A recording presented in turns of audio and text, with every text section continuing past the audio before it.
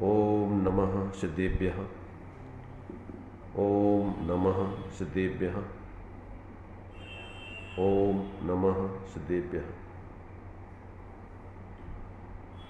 मंगलम भगवान वीरो मंगलम गौतमोमुनि मंगलम पुण्डकुंदाद्यो जैन धर्मोस्तु मंगलम सर्वमंगल मांगल्यम सर्वकल्याणकारकं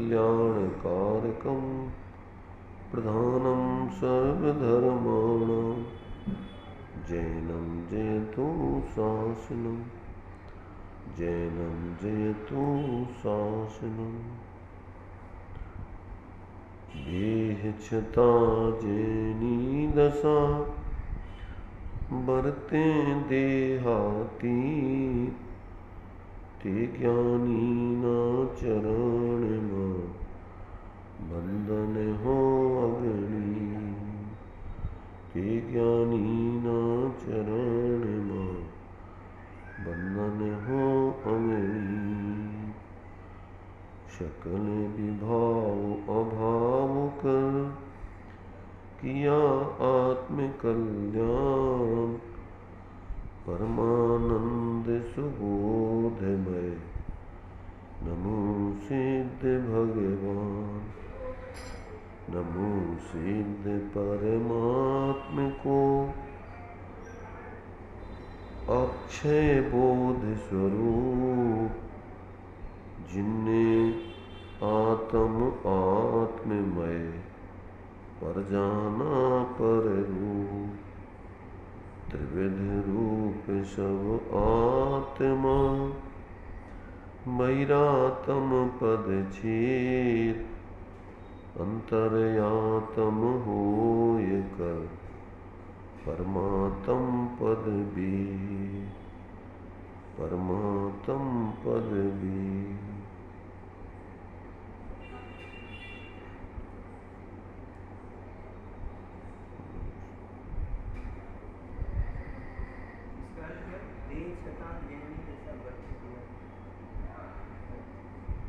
ये विराग सरिता नाम की छोटी सी पुस्तक है। इसमें श्रीमद् राजचंद्र जी के वचनामृतों का संकलन किया गया है, बहुत ही सुंदर। तो इसमें प्रत्येक आत्मार्थी धर्मात्मा जीव के लिए ये बार बार चिंतन मनन अध्ययन आदि करके और अपने जीवन का विशेष रूप से स्वाध्याय करना चाहिए और जो अपने आत्म कल्याण के लिए उचित है उसको अपने जीवन में ग्रहण करना चाहिए। बताओ राजेश क्या कर रहे हैं?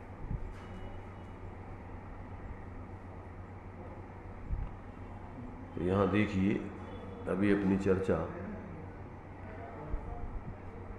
137 नंबर तक के वचनों की हो गई थी।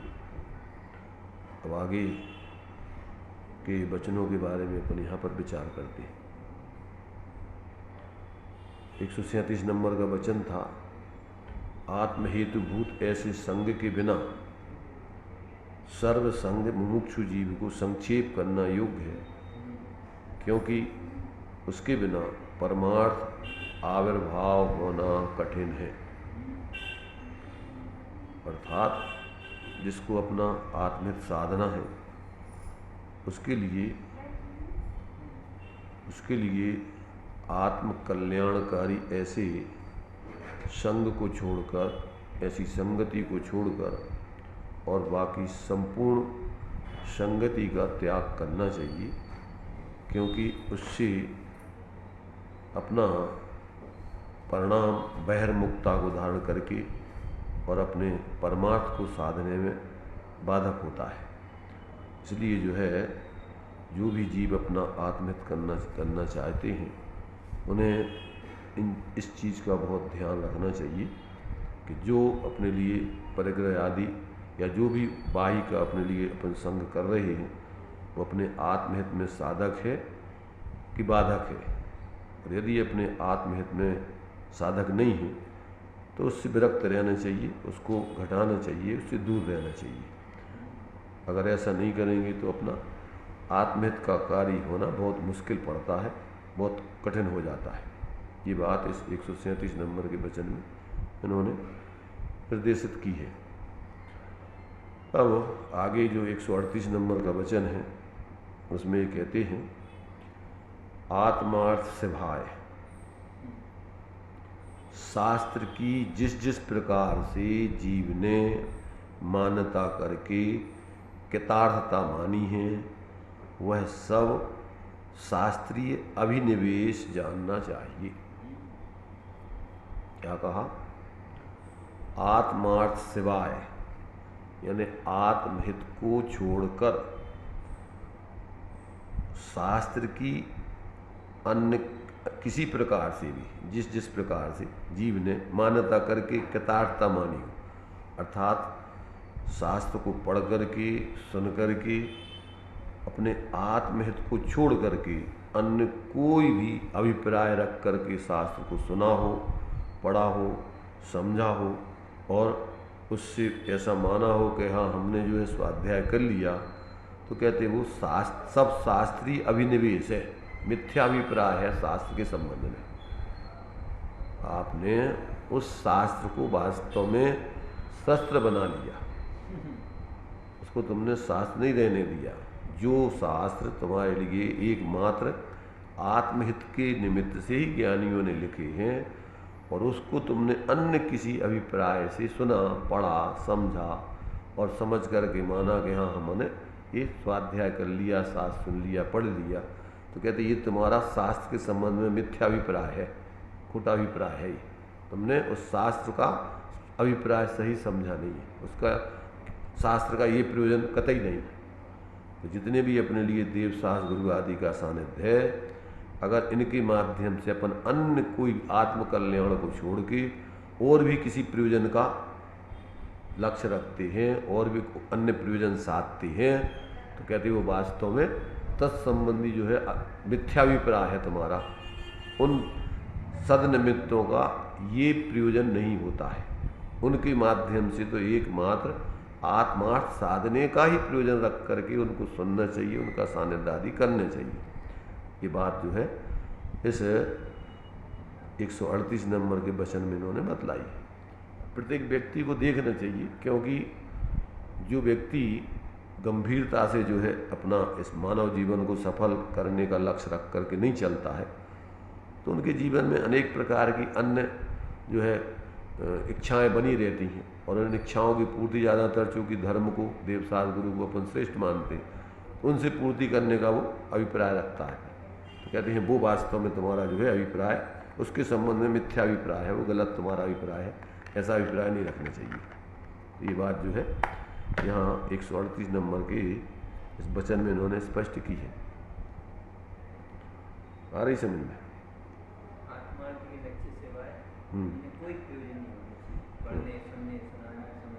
मैंने जितना भी अपने लिए धार्मिक कार्यक्रम होता है वो सारा धर्म परमार्थ की सिद्धि के लिए होना चाहिए, तो वो ही वास्तव में तुम्हारा व्यवहार धर्म कहलाएगा। और अगर परमार्थ के लक्ष्य से नहीं है तो वो तुम्हारा व्यवहार नहीं कहलाएगा। व्यवहार मूर्ता है, रूढ़ी है, परंपरा है या लौकिक प्रयोजनार्थ है, तो वो उससे तुम्हारा जो प्रयोजन साधना चाहिए वो सदेगा ही नहीं। तो ये जो है यहाँ से बात को इन्होंने स्पष्ट किया है।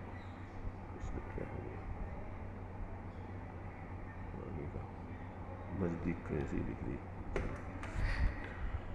देखिए 139 नंबर का वचन है, सर्व प्रकार के भय के रहने का स्थान रूप ऐसा यह संसार, उसमें मात्र एक वैराग्य ही अभय रूप जानना चाहिए। क्या कहा? संसार कैसा है? सविद संसार असारा। तो कहते हैं इस संसार में रहते हुए जीव निरंतर भयभीत रहता है। इस संसार में रहने वाले व्यक्ति निरंतर भयभीत रहते हैं। उसमें 7 प्रकार के भय बतलाए हैं। इसलोक भय, परलोक भय, अगुप्ती भय, अरक्षा भय, आकस्मिक भय, मरण भय, वेदना भय। माने इनमें कहीं ना कहीं व्यक्ति इससे अंदर में भयभीत बना रहता है। तो कहते वास्तव में इस संसार कैसा है, ऐसा भय का ही स्थान है। तो इस संसार में कोई निर्भय होकर जी नहीं सकता है। अगर कोई जी सकता है तो वैरागी जीव ही जी सकता है, जिसको इस संसार से विरक्तता आ गई है, इस संसार की असारता समझ में आ गई है, वो ही जीव इस संसार में निर्भय होकर जी सकता है। और इसके अलावा कोई इस संसार में निर्भय होकर नहीं जी सकता है। तो ऐसा जो है कहते हैं इस सर्व प्रकार के भय के रहने का स्थान रूप ऐसा जो संसार है, उसमें एकमात्र अगर कोई निर्भय या अभय रूप है तो वो वैराग्य है।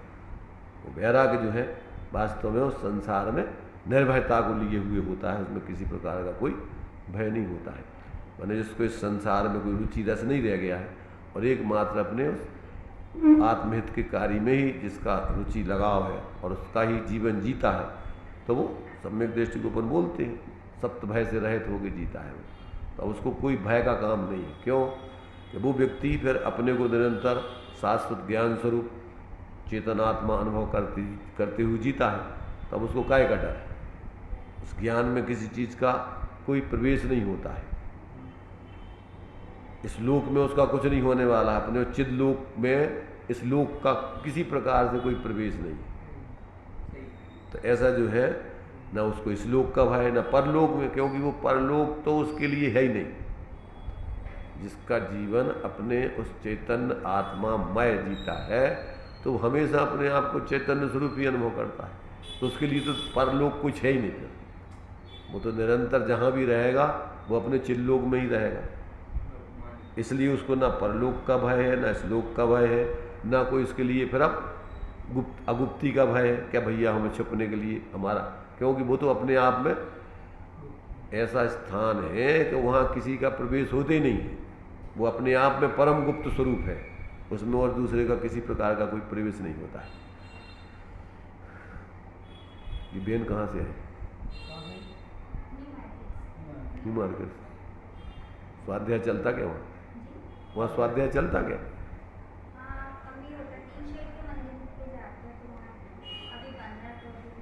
अच्छा। तो ये आ रहा समझ में आपके? ये चर्चा चल रही आ रही समझ में? नहीं आ रही? विचार नहीं किया कभी है? इस लोक में निर्भय होकर जीते हो क्या भयभीत होकर के जीते हो? भयभीत होकर जीते। काय का भय रहता? इनके भय चलते रहते, ये भय चलते रहते हैं।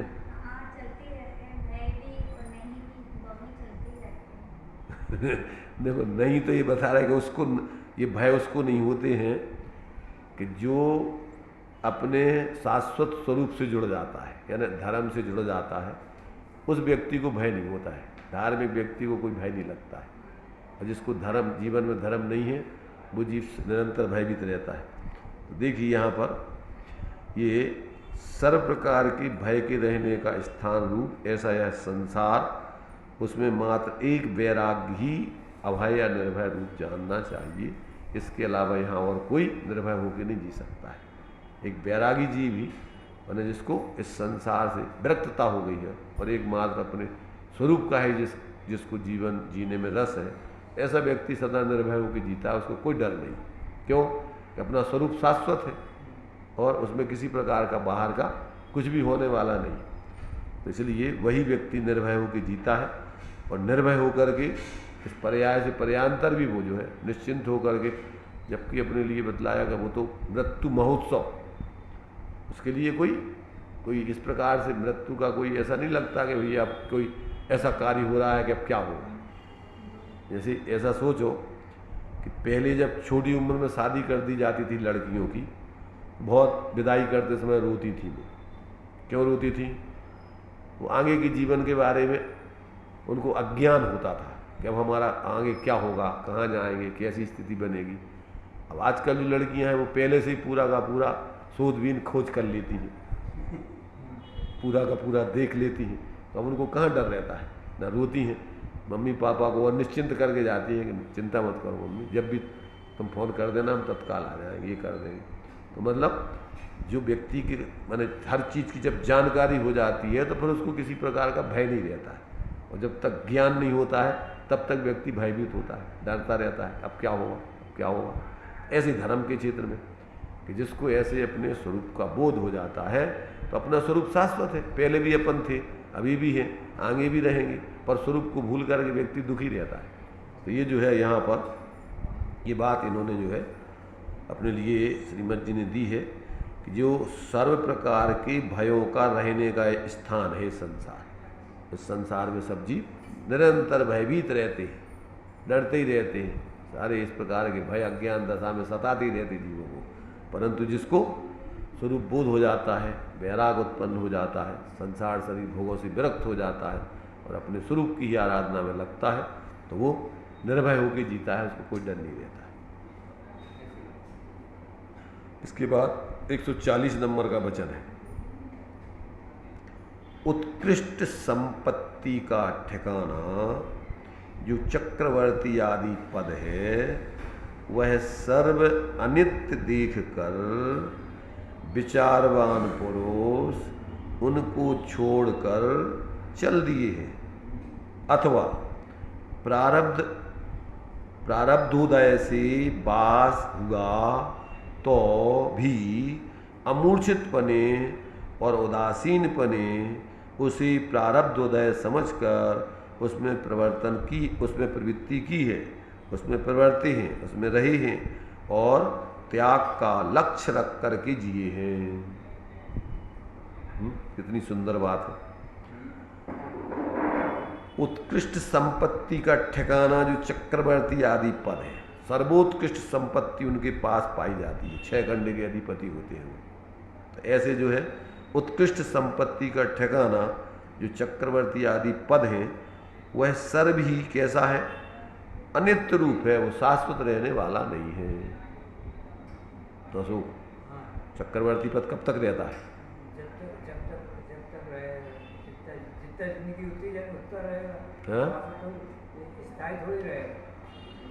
भाई ज़्यादा से ज़्यादा आयु प्रमाण और पुण्य का उदय है, उसमें भी क्या बीच बीच में क्या स्थिति बन जाती है। जैसे 2 चक्रवर्ती हो तो नरक चले गए साथ। तो कहते हैं कि जो समझदार जीव हैं उसमें देखो, इसमें भी चूंकि चक्रवर्ती आदि में भी अगर मिथ्यात्व का उदय आ गया, मिथ्यात्व रूप जीवन जी रहे, तो चक्रवर्तियों की 3 गति बतलाई, या तो स्वर्ग या नरक या मोक्ष। तो अब जब जो है ऐसी उस चक्रवर्ती आदि का पद जो त्याग कर देते हैं, नित्य जान करके विचारवान पुरुष तो उसको छोड़कर चल दिए, दीक्षा लेकर के आत्माराधना में लग गए। ऐसे जीव तो जो है बस क्या है, फिर अपना माने आत्मित साध लेते हैं। परंतु अथवा दूसरी स्थिति, अथवा प्रारब्ध उदय से उसमें वास हुआ तो, क्योंकि चक्रवर्ती पद ऐसे ही छोड़ के तत्काल नहीं जा सकते, उसके लिए तो जब तक वो 6 खंड का विजय प्राप्त नहीं कर ले तब तक तो वो त्याग आदि कर ही नहीं सकता बीच में। तो कहते हैं अगर उसको कर्म का उदय होने से उसमें रहना पड़ा हो तो उसमें कैसे जिए हैं वो, अमूर्छित बने। कैसा जीवन जिया है, निर्लिप्त रह करके, ये ही पैग रहे में न रचे जो जलते भिन्न कमल। तो उससे वेद विज्ञान पूर्वक निर्लिप्त जीवन जिए हैं वो, उसमें मूर्छित हो गए नहीं जिए। तो कहते अमूर्छित पने से निर्लिप्त पने का जीवन उसमें उन्होंने जिया है। तो इस प्रकार से उदासीन पने उसे प्रारब्ध उदय समझकर उसमें प्रवृत्ति की है और त्याग का लक्ष्य रखा है निरंतर। कब ऐसा वो दिन आए कि हम इसको छोड़ करके और अपनी स्वरूप आराधना उत्कृष्ट रूप से करें। हाँ, तो ये जो है इस प्रकार से जो है यानी ज्ञानी पुरुष, विचारवान पुरुष तो इस प्रकार से संसार में जीते हैं कि या तो वो वेद विज्ञान करके और तीव्र वैराग्य को धारण करके छोड़ करके अपनी आत्माराधना में लग जाते हैं, अथवा कदाचित उसमें रहना पड़े, कर्म का तीव्र उदय हो तो उसमें विरक्त होकर के, अमूर्छित पने होकर के, उसमें मूर्छित होकर नहीं जिए और निरंतर उस छोड़ने का उसका भाव रख करके, त्याग करने का लक्ष्य रख करके उसको जीते हैं वो। तो इसलिए उनके लिए विशेष कर्मों का आश्रयबंध नहीं हो पाता है और विशेष दुखी नहीं हो पाते, क्योंकि दुख तो है मोह का, और जब उनको इस प्रकार का ज्ञान जागृत है, मोह नहीं करेंगे तो वैसा दुख नहीं होता है जो मोही जीवों को होता है। ऐसा जो है यहाँ अपने लिए 140 नंबर का वचन, माने कैसा जीवन जीना चाहिए विवेकवान व्यक्ति को, वो बात यहाँ पर उनको इन सारे के सारे वचनों में स्पष्ट की जा रही है। 141 नंबर का वचन है, ज्ञानी का सर्व व्यवहार परमार्थ मूलक होता है।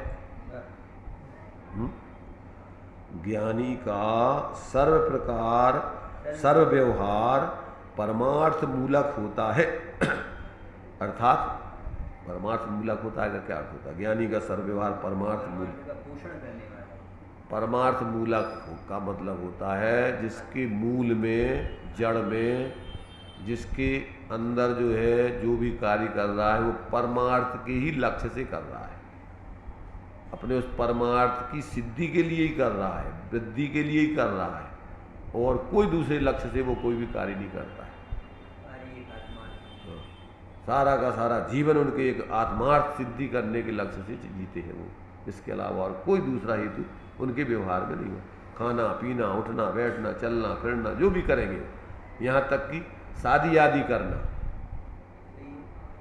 काय के लिए? निर्वृत्ति के लिए,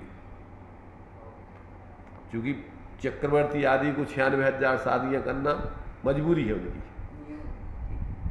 तो अब बुकाई के लिए उस उदय को निवृत्त करने के लिए प्रवृत्ति कर रहे हैं।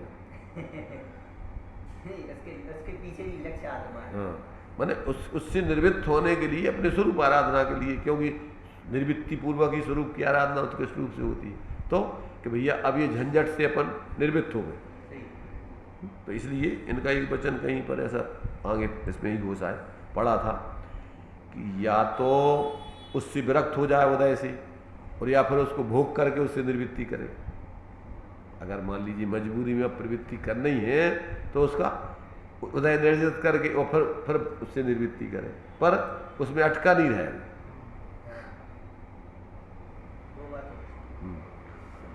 तो इस प्रकार से यहाँ अपने लिए कि ज्ञानी का सर्व व्यवहार परमार्थ मूलक ही होता है, तो भी जिस दिन उदय भी आत्माकार प्रवर्तेगा उस दिवस को धन्य है।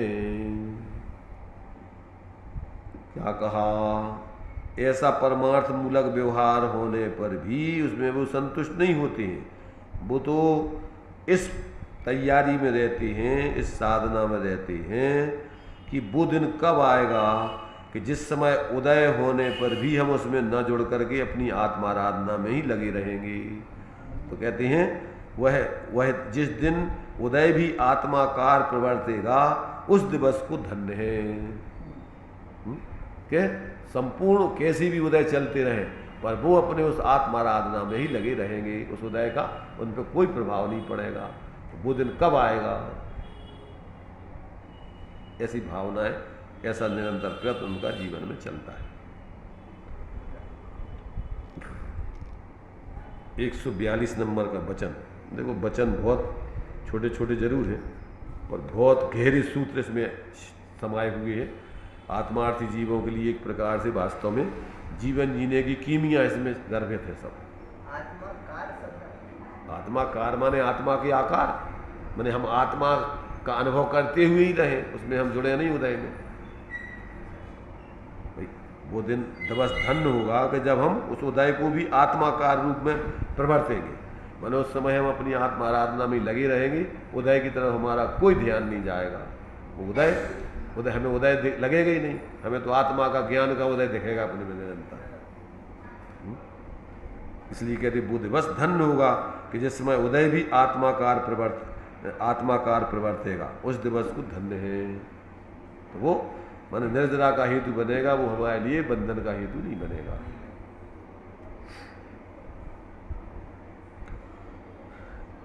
एक 142 नंबर का वचन, असार और क्लेश रूप आरंभ परिग्रह के कार्य में रहते हुए जो यह जीव कुछ भी निर्भय की अजागृत रहे तो अनेक वर्षों का उपासित वैराग्य भी निष्फल हो जाता है। क्या कहा?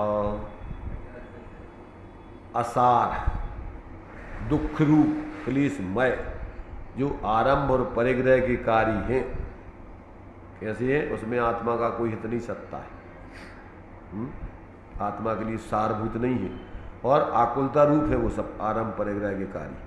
तो कहते ऐसे आरंभ परिग्रह के कार्यों में रहते हुए कोई जीव निर्भय रहे और उसमें अजागृत माने मूर्छित होकर जिए, तो कहते हैं उसका अनेक वर्षों का उपासित वैराग्य भी निष्फल हो जाए, ऐसी दशा हो जाती है।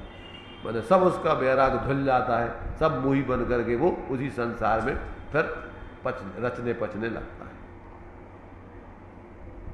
तो कहते हैं कि जो इस प्रकार से असार क्लेश रूप आरंभ परिग्रह के कार्यों में रहते हुए जो यह जीव कुछ भी ऐसा निर्भयता पूर्वक रहे, उसमें उसको डर नहीं लग रहा हो और उसमें उसका जागृति नहीं हो कि अरे ये क्या है हमारे लिए, वास्तव में ये सब क्लेश रूप है, असार है, इसमें अपने लिए क्या सार है जो अपन इसमें रच पच रहे। ऐसा जब तक अगर वो अजागृत होकर रह रहा है, निर्भय होकर रह रहा है, तो कहते हैं उसके अनेक वर्षों का उपासित पूर्व में जो भी उसने अभ्यास आदि किया है वो सब निष्फल हो जाए, ऐसी स्थिति आ जाती है।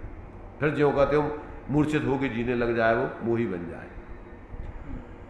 ऐसे निश्चय को नित्य प्रति याद करके निरुपाय प्रसंग में कांपते चित्त से व्यवस्था से प्रवृत्ति करना योग्य है।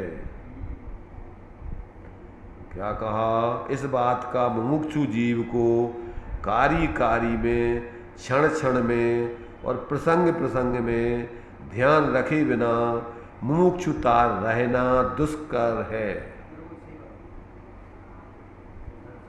उसका आत्मार्थ का लक्ष्य क्षीण हो जाता है, उसका आत्मकल्याण करने की सारी जो भावना है वो खत्म हो जाती है।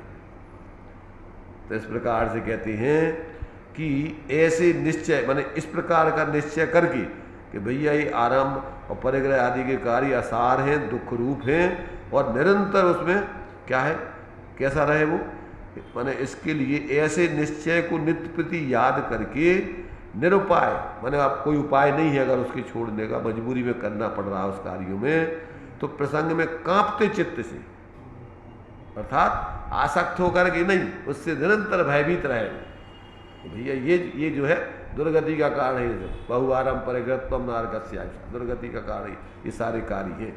ऐसे वो उसमें डरते हुए चित्त से, कांपते हुए चित्त से हैं, उसमें विवश मजबूरी से प्रवृत्ति करे, नहीं चाह रहा है फिर भी मजबूरी में करना पड़ रही है, तो मैंने ऐसे विरक्त भाव से, आसक्त भाव से नहीं, विवस्था से प्रवृत्ति करना योग्य है।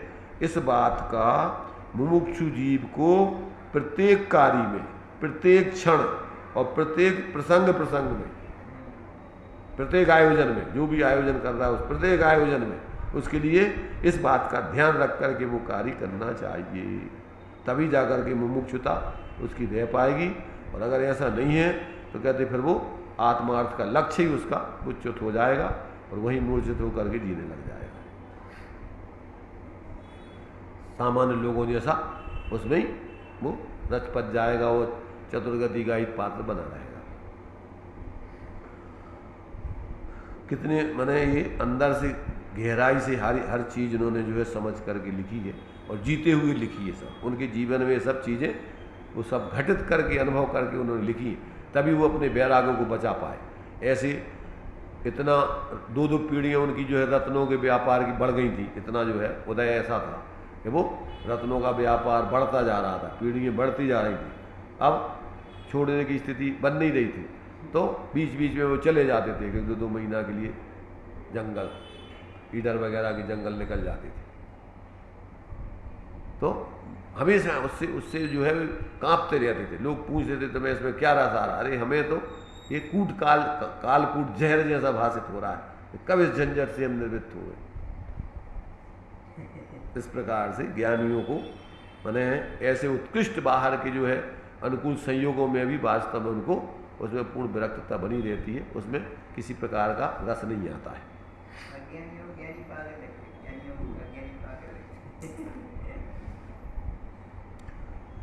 इस प्रकार से 142 नंबर के वचन में तुम्हारे इस आरंभ सारंभ आदि के कार्यों में विवेकी व्यक्ति को किस प्रकार की अंदर में भावना रख करके मजबूरी में अगर करना पड़े तो बराबर उसको प्रतिक्षण प्रत्येक कार्य में प्रत्येक प्रसंग में अर्थात जो भी आयोजन अपन कर रहे हैं उसमें बराबर इस चीज़ को ऊर्ध्व रखें सब संसार की असारता, इसमें क्लेशता, ऐसा जागृत होकर के अगर वो जिएगा तो ही जो है अंदर की उसकी जो है वो वैराग ज्ञान वैराग्य की स्थिति बनी रहेगी और वो अपने आत्महित को साधने में सक्षम हो पाएगा। तभी जो है ये छः खंड के अधिपति भी बाहर में माने ऐसे रहते हुए भी कैसे रहे वो गे ही पे ग्रह में न रचे।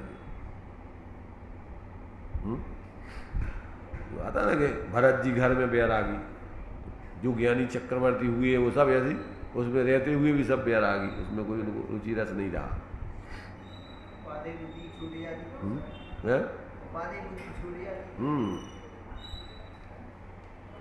मन उनको निरंतर जो है उसकी असारता भाषित होती है और अपने स्वरूप का जो है यथार्थता का बराबर विवेक बढ़ता है कि भैया अपने एक आत्मा को छोड़ के एक परमाणु मात्र यहाँ नहीं है, ये कहाँ की झंझट है, क्या है अपना इसमें, इसलिए उसमें किसी प्रकार वो रचते पचते नहीं है। 143 नंबर का वचन है आत्मस्वरूप का निर्णय होने में अनादि से जीव की भूल होती आ रही है। क्या कहा? आत्मस्वरूप का निर्णय होने में अनादि से जीव की भूल होती आ रही है, जिससे क्या हो रहा है? जिससे अभी हो इसमें आश्चर्य नहीं है। क्या अर्थ हुआ? आत्मस्वरूप का निर्णय होने में, निर्णय क्या कहलाता है? आत्मस्वरूप का निर्णय होने में अनादि से जीव की भूल होती आ रही है।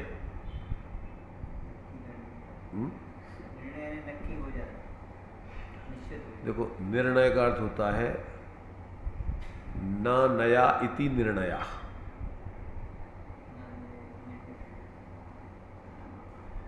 तो न नया इति निर्णया का अर्थ होता है जिस चीज के बारे में अपन पूर्ण जानकारी प्राप्त हो गई तो अब उसके बारे में अपन ऊहापोह नहीं करते, नए होते हैं उसके बारे में विचार करना, अनेक दृष्टिकोणों से विचार करना नए क्या कहलाता है? अनेक दृष्टिकोणों से उसके बारे में सोचना। और जहाँ व्यक्ति को उस वस्तु के बारे में पूर्ण ज्ञान हो जाता है, पूर्ण उसकी जानकारी हो जाती है, तो फिर उसके बारे में ऊहापोह, भैया का भाव होगा निर्णय, यहाँ साहब हो गया, क्या करना? बस वो ही करना हम। तो अब ऊहापोह नहीं करना कुछ भी, अब उसमें नए विवक्षाएं नहीं लगाना कि अब ये ऐसा कर लेंगे तो ऐसा हो जाएगा, है पूरी वस्तु का ज्ञान। हाँ, बस अब उसको माने एक प्रकार से अब उसका पूर्ण माने ज्ञान हो चुका, इसलिए अब निर्णय वो नए, अब उसमें दृष्टिकोण खत्म लगाना, अब उसके बारे में सोचना खत्म। निर्णय हुआ कि बस उससे ही संबंध करना है, अब देखा बंद सब कुछ नहीं, बस वो ही अब उसके लिए कि हाँ ये सब ठीक है, ये अपने लिए ठीक है। तो इस प्रकार से उसका नाम होता है निर्णय, जिसमें अब विवक्षाएं लगाना, दृष्टिकोण सोचना खत्म।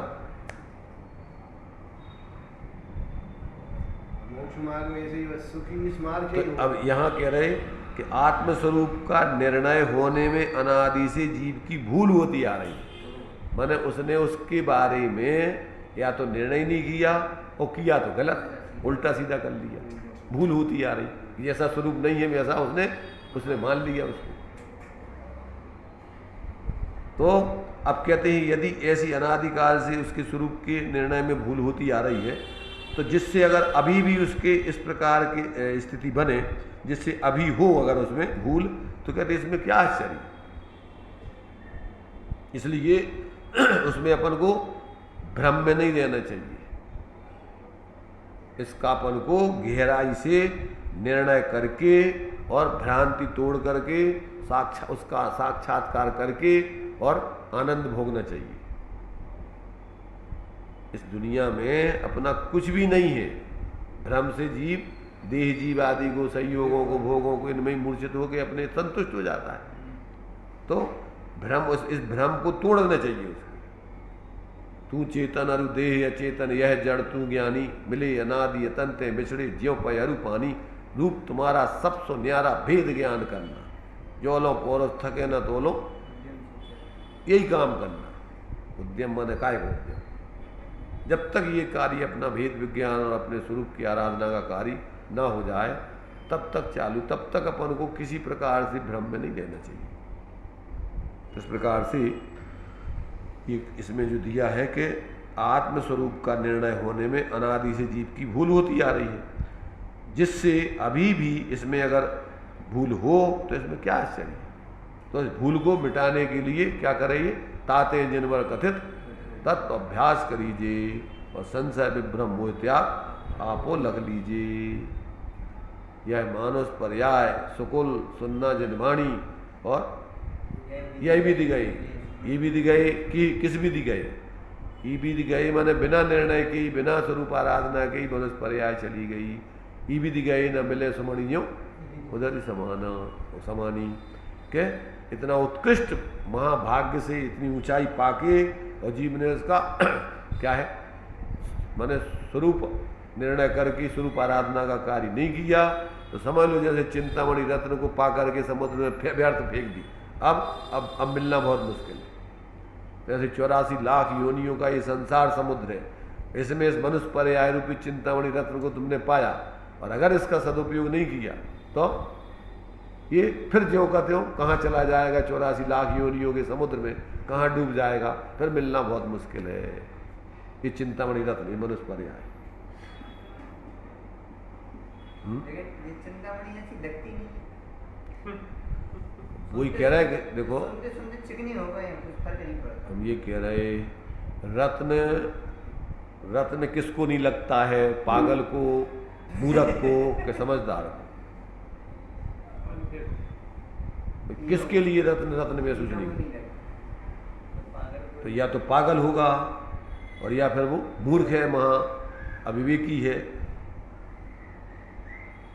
या अंधा है, कुछ दिखाई नहीं दे रहा उसको। इसलिए जो है समझदार व्यक्ति को तो उसकी परख होती है, उसकी कीमत आती है, उसकी महिमा आती है, उसका लाभ लेता है वो। मूर्ख व्यक्ति, पागल व्यक्ति, अविवेकी व्यक्ति अथवा अंधा व्यक्ति उसका लाभ नहीं ले पाता है। तो इस प्रकार से ये अपने लिए इनके एक एक वचन व्यक्ति को झकझोर देने वाले, मोह नींद से जगा देने वाले।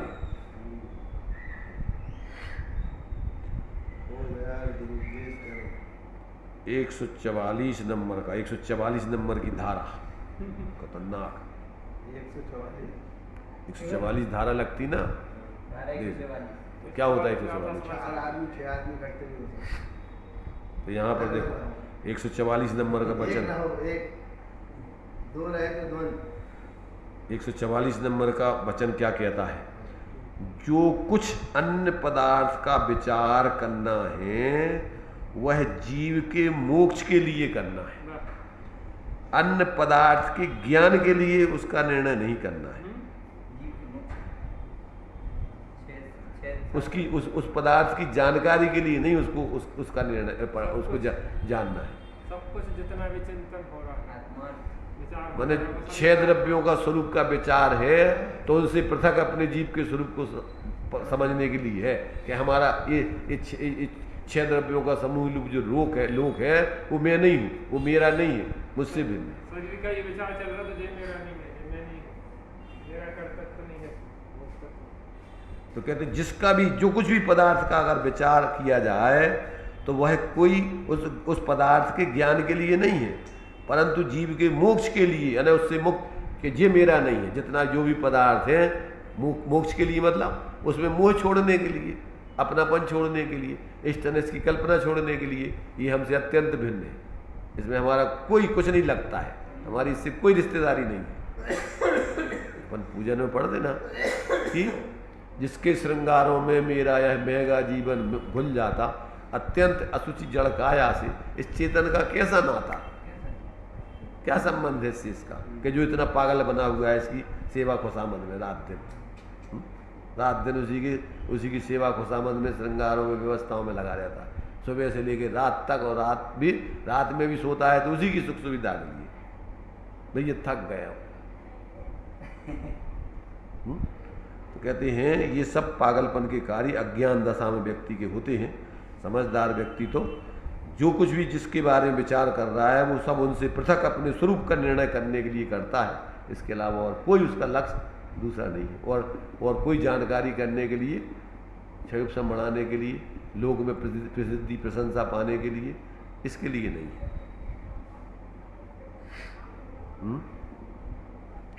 तो जो कुछ अन्य पदार्थ का विचार करना है वह जीव के मोक्ष के लिए करना है, अन्य पदार्थ के ज्ञान के लिए नहीं करना है।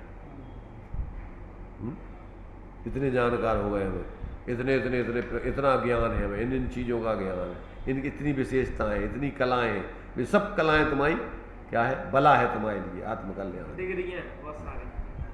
वे सब तुम्हारे लिए क्या है, माने जो तुम्हारे लिए उपाधियां हैं, तुम्हें बाधक है सब आत्मकल्याण। तो ऐसा जान करके और उससे पृथक अपने स्वरूप की माने प्रसिद्धि करने के लिए उनका ज्ञान करना कि ये मैं नहीं हूं, ये मेरे से सब पृथक है। आगे का 145 नंबर का वचन है, सर्व दुख और सर्व क्लेश से मुक्त होने का उपाय एकमात्र आत्मज्ञान ही जानना चाहिए।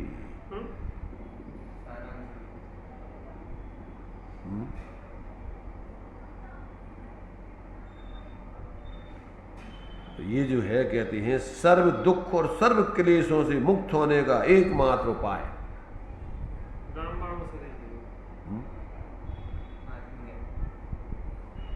आत्म शांति का मूल है। आत्मभ्रांति सब रोग नहीं, सदगुरु के जैसे जान, गुरु आपने आज्ञा संपत्ति नहीं हो सके विचार। सेवे सदगुरु के चरण तो पावे साक्षात। क्या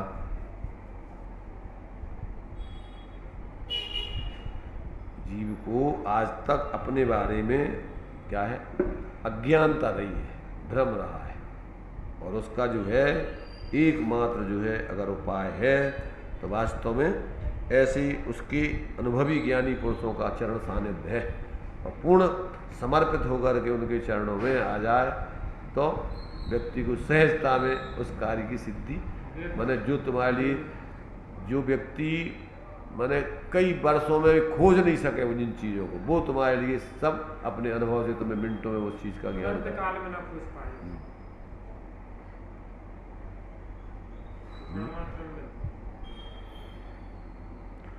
तो सर्व दुख और सर्व क्लेश से मुक्त होने का एकमात्र उपाय आत्मज्ञान है, और विचार बिना आत्मज्ञान हो नहीं सकता है। तो टोडावल जी कहते हैं कि बिना तत्व निर्णय के विचार के सम्यक की उपलब्धि नहीं हो सकती। इसलिए पहले वस्तु विचारत और फिर ध्यान, वस्तु विचारत ध्यावते मन पावे विश्राम, और रस स्वादत सुख उपजे अनुभव ताको नाम। और अनुभव चिंता मणिरतन, अनुभव है रसकूप, और अनुभव मार्ग मोक्ष को, अनुभव मोक्ष। इसलिए कहते हैं वो आत्मज्ञान बिना विचार के उत्पन्न होता नहीं है, और असत्संग से तथा असत प्रसंग से जीव का विचार बल प्रवृत्ति नहीं पाता है, परिवर्तन नहीं, उसका विचार बल हो ही नहीं पाता है, विचार बल काम नहीं करता है। क्या कहा यहाँ पर, असत्संग और असत प्रसंग। देखो इसके लिए एक दृष्टांत मैंने उनका निहाल भाई का पढ़ा था कि उनकी लड़के की शादी थी, इनकी निहाल भाई की, तो उन्होंने अपने आत्मार्थी मित्रों के लिए, साधर्मियों के लिए जानकारी दी थी। तो उसमें उन्होंने लिखा था कि भाई देखो, हमारे लड़के का फलाने फलाने दिन ऐसे फलाने स्थान पर इस प्रकार से शादी का प्रसंग बना है, और उस शादी का जो प्रसंग है, ऐसे असत प्रसंग के अवसर पर हम आप लोगों को यहाँ आने के लिए किस मुँह से लिखें? भाई अब होते तो कारी में तुम्हें मोह के कारी हो तो क्या होते हैं? असत असत संग, असत संग माने मोहियों का संग, और असत प्रसंग माने जिसमें मोह के ही सारे काम होना है, उसमें सब राग रंग के ही काम है, उसमें ज्ञान वैराग का क्या काम है? ज्ञानी वैरागियों का क्या काम? तो कहते हैं ऐसे, कहते हैं असत प्रसंग माने कुगुरु कुदेव कुशास्त्र आदि मोही जीव, अज्ञानी जीव, इनकी संगति करना। सत्संग ही सर्व सुखों का मूल है और कुसंग ही सर्व दुखों का मूल है। संगति से गुण आते हैं और संगति से गुण जाते हैं।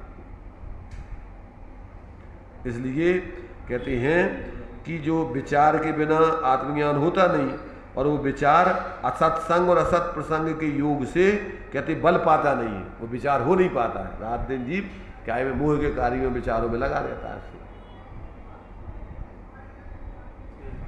इसलिए कहते हैं कि जिनको आत्मज्ञान प्राप्त करना है तो उनके लिए सम्यक विचारों की जरूरत है, और उसके लिए असत्संग और असत प्रसंग छोड़कर सत्संग और सत प्रसंगों में अपने जीवन को लगावें। तो कहते हैं इस प्रकार असत्संग से तथा असत प्रसंग से जीव का विचार बल परिवर्तन नहीं करता है, इसमें किंचित मात्र भी संशय नहीं समझना।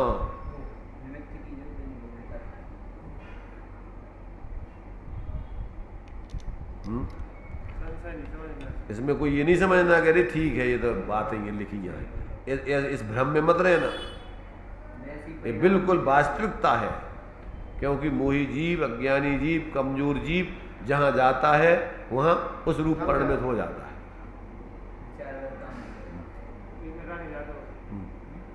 उसमें लीन हो जाता है, मगन हो जाता है, जहाँ जैसे उस रूप परिणमित हो जाता है, उसमें जुड़ जाता है। इसलिए ऐसे जीवों को इन चीज़ों को बहुत विवेक रख करके प्रवृत्ति करना चाहिए, बचने चाहिए। आचार्य अमृतचंद्र से अध्यात्म शिरोमणि आचार्य कहते हैं कि एक वस्तु दूसरी वस्तु की करता नहीं है, फिर भी जिन निमित्तों से परिणाम बिगड़ते हैं उन निमित्तों का बुद्धिपूर्वक त्याग करना चाहिए। काय के लिए? परिणामों की शुद्धि के लिए। सूक्ष्मापि न खलु हिंसा पर वस्तु निबंधना कृता भवति पुंसा, हिंसायतन निर्वृत्ति परिणाम विशुद्ध तदपि कार्य। अपनी परिणामों की शुद्धि के लिए ऐसे निमित्तों से बचना चाहिए, उनका त्याग करना चाहिए, उनसे दूर रहना चाहिए। ये निमित्त नैमित्तिक संबंध और वस्तु स्वतंत्रता दोनों का सुमेल है। जब तक ऐसा विवेक व्यक्ति को विचार नहीं हुए तो ऐसे आभासी व्यक्ति दुर्गति के पात्र होते रहते हैं, एकांत से खींचने वाले। तो इस प्रकार से अपने लिए ये 145 नंबर का वचन अपने लिए जो है वास्तव में क्या है, जो आत्मज्ञान है सर्व सुखों का मूल है, सर्व क्लेश और दुखों से रहित होने का एकमात्र उपाय है, और उसके लिए वस्तु स्वरूप का विचार, तत्व का विचार आदि करना आवश्यक है। और तत्व का विचार होता है कहते हैं सत्संग पूर्वक, सत्प्रसंग पूर्वक। और यदि आप असत्संग और असत प्रसंग में जाते हो तो उससे तुम्हारा ये विचार बल क्षीण हो जाता है, और उससे तुम जो है वास्तव में फिर अपने तत्व आदि के विचार में जो सूक्ष्मता आने चाहिए, जो पवित्रता आने चाहिए, जो ऊंचाई आने चाहिए, वो आती नहीं है, और स्थूलता और विपरीतता बनी रहती है। उससे व्यक्ति आत्मज्ञान से दूर बना रहता है, वंचित बना रहता है। ऐसा इसको जानना चाहिए। तो ये जो है अपन को ये एक एक वचन बहुत ही मार्मिक और अपने लिए आत्मशोधन करने के लिए बहुत ही महत्वपूर्ण है। इन वचनों को अपन अपने हृदय में, अपने ज्ञान में टंकोत्कीर्ण करके जीवन में बार बार इनका जो है अपन क्या करें, चिंतन मनन करते हुए, घुलन करते हुए अपने जीवन में प्रयोग करें। इस प्रकार से अपन यहीं पर विराम लेते हैं।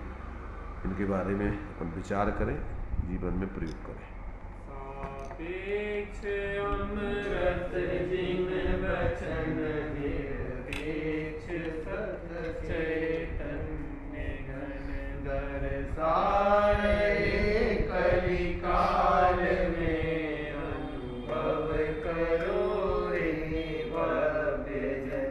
तीर्थंकरों के विरह में यदि नारण जिन वचन तो स्वपरहित कैसे करें इस जगत में फिर भव्य जन।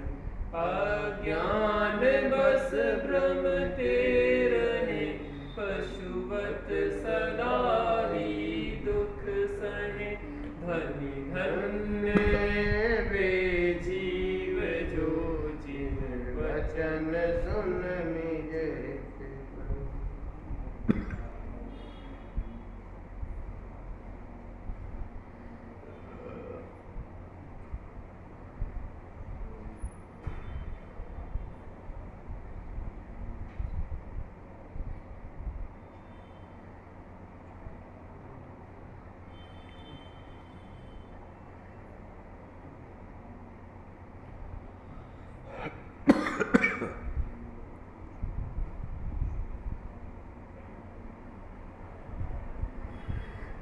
गार साम निर्माणी माता की जय।